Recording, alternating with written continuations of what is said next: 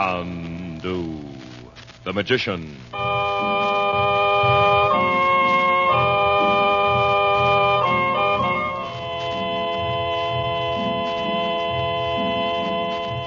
Good evening, ladies and gentlemen. The makers of White King Soap present for your enjoyment Chandu the Magician. Chandu, master of illusion, knows hundreds of magic tricks. Today, I am privileged to offer you one of Chandu's mysterious and amazing tricks. Chandu calls this trick the Assyrian money changer, and it changes pennies into dimes. You want this trick? Want to mystify and entertain your friends?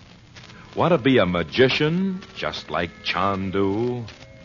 All right. Get that White King box top.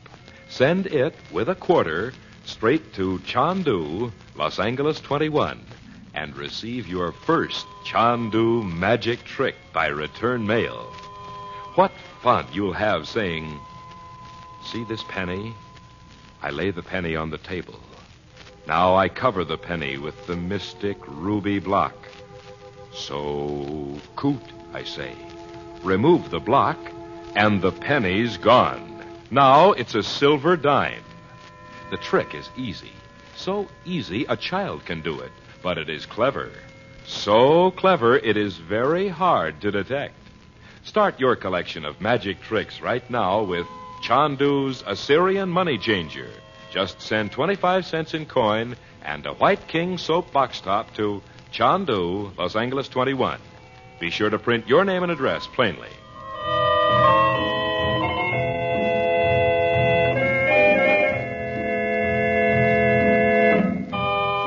By his occult powers gained in India, Frank Chandler forces Mustafa, formerly a member of Chandler's secret order, but now an agent of Roxor's, to meet him in the grotto under the Church of St. Paul on the island of Malta. There, Chandler learns that by a fantastic turn of events, Roxor has actually hidden Robert Regent in the cellars of the huge deserted mansion next door, where Chandler and the Regents are secretly staying. Posing as an Arab with important information about Regent's lost drawings, Chandler goes to the cellars and tricks Roxor into bringing Regent into the room. Instantly, he shouts directions for Regent to escape. In the melee which follows, Roxor plunges headlong into an ancient underground well. Meanwhile, Bob and Betty are exploring the tangled garden of the old house next door to the church. It is night. Chandu the Magician. Keep away from the gates, Betty. Huh? Well, you know what Uncle Frank said. Oh, it's so dark nobody could see us if they did come along. Somebody will going to church. Now come away. You want to spoil everything for Uncle Frank? Of course not. I wish Mother'd come out with us. She hasn't been out of the house since we got here. Doggone it. I wish he hadn't been around when Uncle Frank got that message from the yogi. She's sure he meant Dad's going to die. Oh, I know she is. Poor Mother. You know, I feel kind of guilty about Daddy. Guilty? Well, yes. Because he just doesn't seem real to me at all. He seems like somebody I've read about in a story. Well, you needn't feel guilty. Mom knows we can't remember him very well. Let's go over this way, Bob. I like to walk in the long grass. And the broken stone seats in the pool make it like an enchanted garden in a story. Like an old cemetery. That's what it's really like. Oh, Bob, don't say that. Somebody ought to put in a few days around here with a lawnmower and a pair of hedge clippers. And take away all the atmosphere? Oh, you think it's hot stuff to imagine the place is full of ghosts. Ghosts? Oh, no. Pipe down. Somebody will hear you. Gee, I forgot. Bob, do you know something? Well, what? Maybe it's Uncle Frank the yogi meant. Huh? When he said that about the appearance of death. And for Uncle Frank not to think it was real. Gosh, I never thought of that. Uncle Frank's been gone since 7 o'clock. You'd think if he found out where Roxor is, he'd be back by now. Or send Daddy to tell us. Yeah. Unless... Unless what? Well, if those guys of Roxor's got Uncle Frank... Oh, dear. I wish he'd let us know what... Bess. What? There's somebody inside the garden. Huh? Way over by the orange tree. See him? An arrow. Oh, let's go back in the house. Well, you go. I'm going to see what he wants. No. Why not?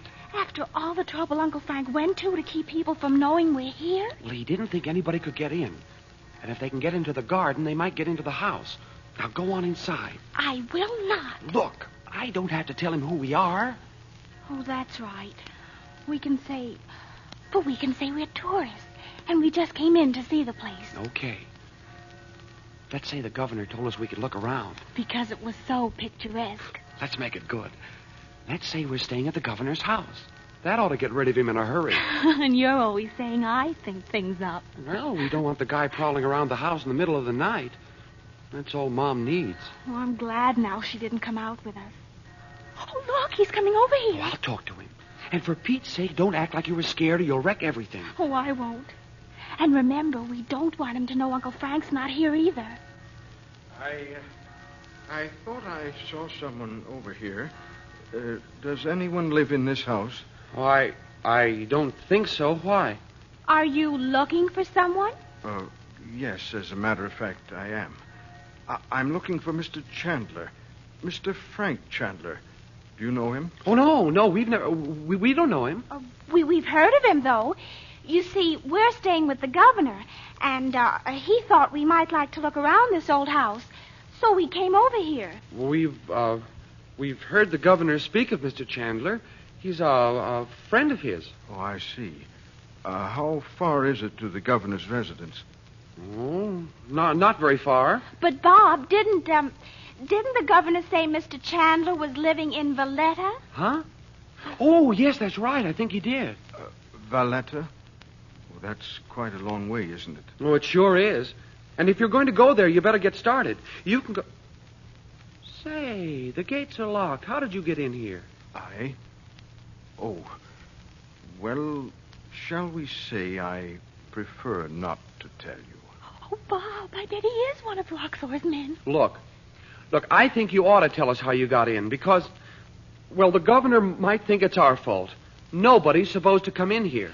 Anyway, don't you think you'd better go now if you're going all the way to Valletta tonight?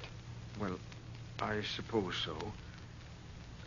But how am I to leave if the gates are locked? Oh, I have a key to the little gate at the side. I'll let you out. We should be going anyway. Don't you think so, Bob? Sure.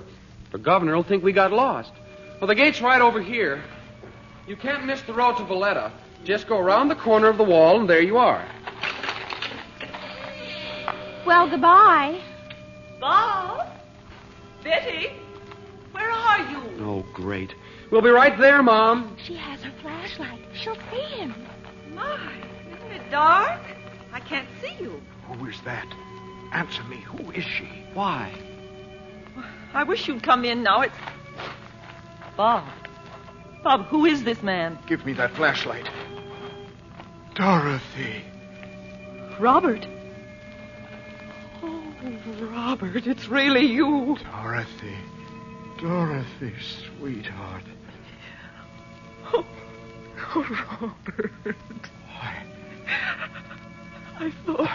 I can't believe you're real. And not just a dream I've had over and over all these years. Oh, I'd given up hope of finding you. And after we got your letter saying you were ill... Oh, what have they done to you? Nothing that matters now. Nothing matters but the miracle of seeing you again. We'll go home. Tomorrow, if we can. You can sit in the sun and get well again. I'll never let you out of my sight. Oh, darling, you're so thin. I'll be fine now. You mustn't worry about me, my dear. Holy Moses, Bets. It's Dad, all right. Now what? Those whopping lies we told him. He'll think we're juvenile delinquents. At least. I'm going to tell Uncle Frank. He'll fix everything. Yeah, but where is he? Dad got away from Roxor, but... Bob, let's go and tell the governor what Uncle Frank said right now, without waiting for morning. Yeah, let's. We could... Hey, there's another flashlight. Let's go and see if it's Uncle Frank. Wait. If it should be Roxor... Oh, it's Uncle Frank. I know it is. Come on. I can't stop now, Betty. Your father must be out here somewhere. He can't have gone far. Well, he did come out here, but we didn't know him, so we You told didn't send him away. Where did he go? Oh, let us tell you first. We were trying to keep him from finding out where you were. And anyway, he's dressed in Arab clothes, and he's even got a beard. We didn't know him from the Mufti of Jerusalem. Where is he? Down by the little gate. With Mother. Will you tell him we're not usually so... All right, Betty. I'll explain it to him. Oh, see them? There by the gate. Mother, here's Uncle Frank. Oh, Frank, Robert's here. He's right here. He knows all about it, Dorothy. Well, Frank, the third time's the charm. Hello, Bob. I thought for a minute or two down there we wouldn't make it after all. You didn't know me, did you? Well, in those clothes with dust all over your face? Oh, how good it is to see you. Uncle Frank. Oh, yes, yes. You and the children didn't know each other either. The children? You don't mean the two I saw here a few minutes ago? They aren't Bob and Betty Lou. They are indeed. Why? And very much worried about the yarn they told you to keep you from finding me. Come on, you two. How do you do, Daddy? Oh, please don't think we tell fibs like that all the time, because that would mean Mother hadn't brought us up very well. Bet, for Pete's sake. Oh. Gee, Dad, am I glad to see you, sir. Come here, both of you. And I don't think anything except how glad I am to see you. Well, they're quite a pair. They're wonderful. Well, Dorothy, can't we go somewhere where I can really see you all? Well, of course we can. We'll go back in the house. But Bowden's in there. Roxor? What? In our house? No, he isn't. That is, not alive. Did you kill him, Frank? Did you? No, he was killed accidentally. He fell into the old well in the cellars. Bob, we did it. You? I guess we did at that. We left the cover off that old well yesterday, Uncle Frank. So that's how it happened. Brother. Well, I really don't understand any of this at all. Do you live here, Frank? And all of you? Well, it's a long story. Come inside. We'll tell it to you. Or begin to. Oh, we'll have years and years to tell you everything. Frank, do you suppose we could possibly get plane tickets tomorrow? Well, I don't see why not. For a guy that can do what you can, 5 plane tickets ought to be a breeze. 4, you mean? You're forgetting Daddy. Oh, no, I'm not. Well, you're going home with us, Frank. I can't, Dot. You know why. Oh, that message from the yogi. The yogi? What do you mean? Well, that's part of the story, Bob. I'll put you all on the plane after I've cleared up the final details about Roxor's death. And what about Bowden? Oh, you mean Roxor. Oh, little you know, Dad. Wait till you hear. Yes. And then we'll say goodbye for a while. I must leave at once for India.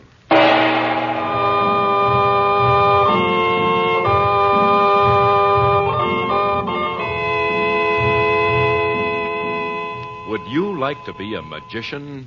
Would you like to mystify your friends with magic tricks? Chandu the Magician has a magic trick for you. Chandu calls it the Assyrian money changer. It's a great trick. Changes pennies into dimes. And we'll send it to you for just 25 cents and a white king box top. This trick is fascinating. Listen, you lay a penny on the table. Cover the penny with the mystic ruby block. So, coot, you say. Remove the block, and the penny's gone, and you see a bright, shining silver dime. Wonderful, isn't it? And it's so simple you can do it not once, but again and again and again. Your friends will never catch on. To get Chandu's Assyrian money changer, just mail 25 cents in coin and the top from a box of White King soap to Chandu, Los Angeles 21, California. That's Chandu, Los Angeles 21. And remember, nothing washes like soap. There is no soap like White King. You will love White King.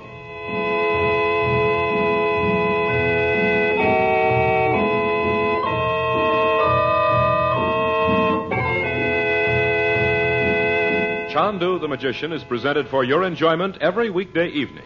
Dorothy Regent is played by Irene Tedrow. Your announcer is Howard Culver. The makers of White King invite you to listen tomorrow at this time when the story resumes. Chandu the Magician.